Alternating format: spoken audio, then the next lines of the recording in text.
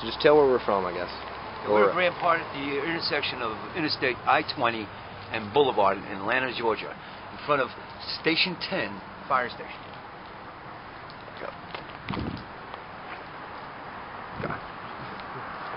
Called the Animal House.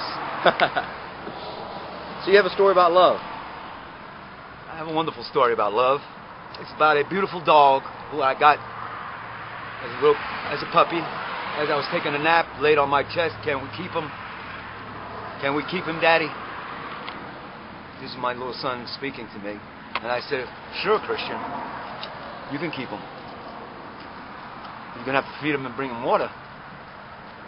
Goody, goody, Daddy. Goody, goody. Well, when my son Christian was about a year and a half, 2 years old, I had him bathing in the creek behind my house in Conyers, Georgia.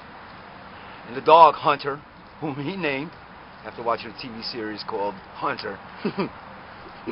What are we going to call him, Christian? He says, Hunter! Hey, well, that's his name, Christian. His name is going to be Hunter. Okay. All right? And he's a little hound dog with long ears, medium-sized dog. Never really trained him to do anything, never tied him up. He was free. One day, my little boy he was bathing in the creek with his T-shirt on. Your little boy was bathing? Bathing in the creek. And the dog was on the bank of the creek with me, sitting, while we watched him bathe. And the water was up to his chest, and then he suddenly fell to his buttocks, and the water was up above his eyebrows.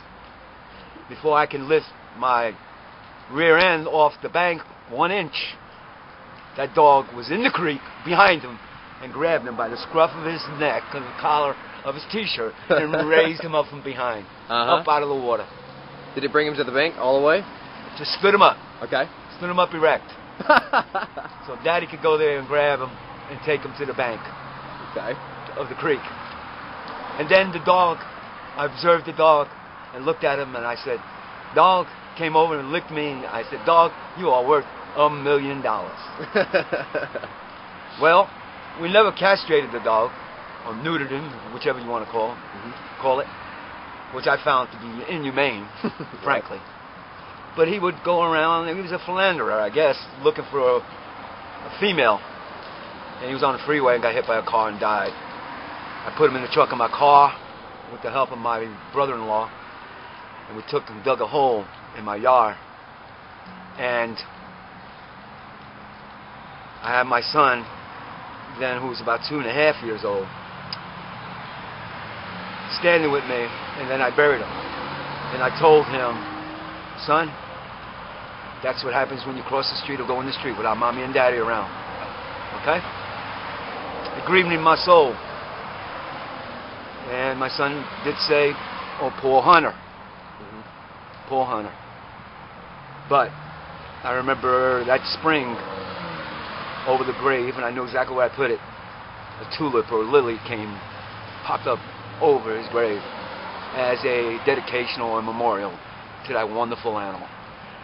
Through it, I learned this, that God provides through His love, provides for us in numerous ways, not just by the food that we eat from trees or the ground, but He provides for us through the other creatures that are here on earth. It's called divine providence, for our protection and for our good. But we have to provide for them too as well.